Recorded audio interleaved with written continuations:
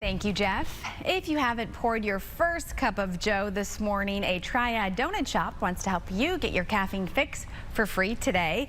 Celebrating National Coffee Day, Krispy Kreme is offering a free medium hot or iced coffee, no purchase necessary. So head to your closest location. Be sure to post your coffee photo using the hashtag National Coffee Day. Brian and I just took our photo and we see our Triad host also standing by. I saw you take your sip of coffee a second ago. We are playing this week's Triad Trivia. Our host is standing by, so stay with us. Cheers.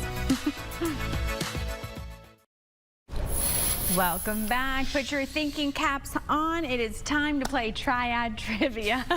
This is our weekly segment where we test our knowledge and yours at home on a variety of topics. Yes, we love this time of the week, and we invite you to play along with us. Joining us now is local trivia host Jonathan Lusk. Good morning, Jonathan. Hey, how you guys doing? Hey. He hosted a variety of different trivia places. We'll talk about that in a little bit, but let's get right into it, Jonathan. What's the first question? Sure. Your first question today is what key was added to typewriters in 1878, which removed the need for 26 additional keys? Let's keep that on the screen for a little bit so people can guess. It kind of takes a little while to think about your keyboard on your computer. I had to look at it, Brian and I, when we were kind of thinking about our guesses. I am thinking, my initial thought was the caps lock button. Okay. What's yours? Mine was the shift key. The key in that question was 26 additional keys, which is the same as, obviously, the number of letters in the alphabet. So I didn't realize, I wouldn't have thought that keyboards before had a key for a small letter and then another key for a large letter, but that would be groundbreaking if that was the case. It was the shift key. I actually found some images of some super old keyboards that have like a capital set and a lowercase set. So it's wild. Keyboard as big as your desk. Yeah, see, that's crazy to even think of that. Well, good job, Brian. So you won't give me a pass on the caps lock? I don't know. Maybe. I'll give you It's up to you. I'll give you a caps I had lock. to ask. It's in the same realm, I guess. Thank you. I appreciate that, gentlemen. Okay, question number 2. All right, your second question today. Harrison Ford stars as Detective Rick Deckard in what 1982 sci-fi noir film? I have an idea, and it strangely because it's one of my wife's favorite movies from the 80s, which is such a step out of character for her. Really? I think. Okay. All the rom-coms that were going on, she loves those. Yeah, that's not my realm, the sci-fi noir films. No. I'm going to go with Blade Runner.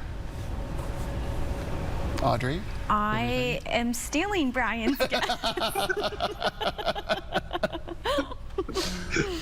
You stole wisely. That is the correct answer. You made a wise choice. Very nice. Thank you very much. All right. Blade Runner. All right, well, your wife gave you the upper hand in that one She liking did. the movie. Yes, let's chalk it up to life experience, you know? Okay, question number 3, please. All right, your third question today is what edible item has been the most purchased item of all items at Walmart for the last few decades? Oh my goodness. Edible item. Yeah, you could make this a multiple choice, Jonathan. there's literally millions of items at Walmart. Yeah. It's edible though. Sorry. It's edible. Yeah. All right, so 500,000 items at Walmart now. Okay. Kind of narrows it down. Okay, so I'm thinking. Can you give us a category? Produce. Produce. Okay, that Produce. really helps. That's fantastic. That does narrow it down because quite I a was bit. thinking like a sweet treat. Okay. So now I can get rid of those guesses. I was thinking Doritos, so that's clearly not it. Okay, let's go with something healthier, like maybe a banana per se. Bananas. How about that? I'll go. No, I'm gonna go with avocados. Interesting. I don't know why. It's just the first thing that popped in my head. So Audrey is right. It's bananas. They've sold billions of bananas apparently. Billions of bananas. Each year. How did you get that?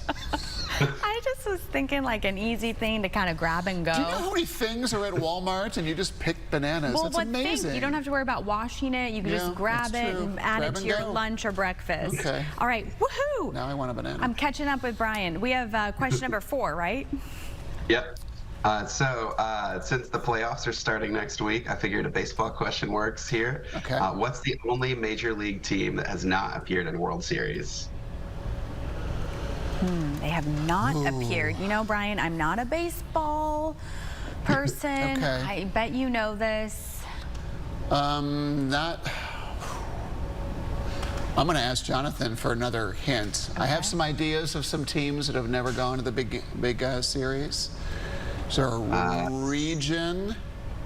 So it's the West Coast. Oh, that helps, Hold right? on. It really does. That helps, yeah. West Coast. All right, so so Jonathan, here's my thinking. I am a Chicago Cubs fan.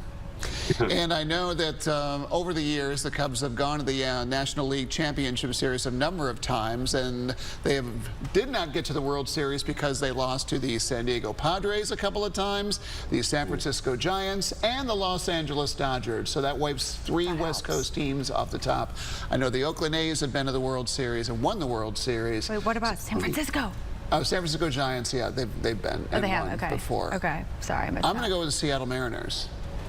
Wow, really nice guess, I Brian. think it's the only West Coast team left. Yeah, have we covered them all? That was a really good hint, Jonathan. Yeah. A really good hint. Yeah. Yes, that is the answer. It is the Seattle Mariners.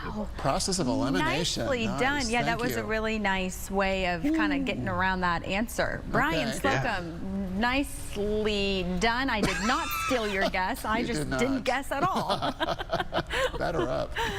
I kind of can't believe they didn't get there with Ken Griffey Jr., but yeah, I know. I lived in Baltimore when Seattle was in the playoffs year after year after year playing the Orioles, and they just never got there. Randy Johnson, too, was an ace pitcher for them, so it didn't work. Anyway.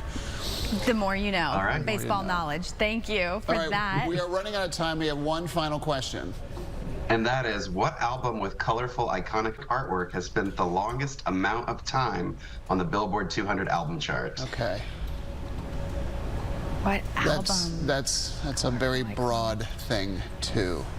My thought was like the Beatles, but they don't really have very colorful artwork. It's more just kind of like that image that's iconic. This is artwork we would know. Okay. Yes, absolutely.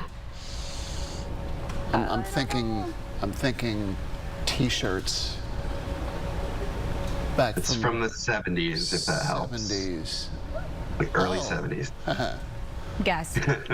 Black T-shirt, Pink Floyd, Dark Side of the Moon. It's iconic. You see it all the time. Still, is that it, Jonathan? That's right. Wow. So as of this month, it's been on the chart 981 weeks. Wow. And the closest next to that is the Greatest Hits by Bob Marley and the Wailers at I think 700 something weeks. But amazing. Yeah. That is really amazing. Colorful was the key in there because it's with the light shining through it, and it brings a rainbow. So there you go. Okay. Love it, love it. Excellent job, Brian Slocum takes home the prize once again this week. Thank you, Jonathan, for joining us. We'll see you again very soon. And like we mentioned earlier, you can play along with Jonathan in several places all throughout our area. Best way to find those is just search on Facebook, type in Trivia Night Triad to see a complete schedule of where you can play. Always a good time. That's all the time we have this week on the Local Vibe. Enjoy your weekend. We'll be back here Monday morning starting at 9 a.m.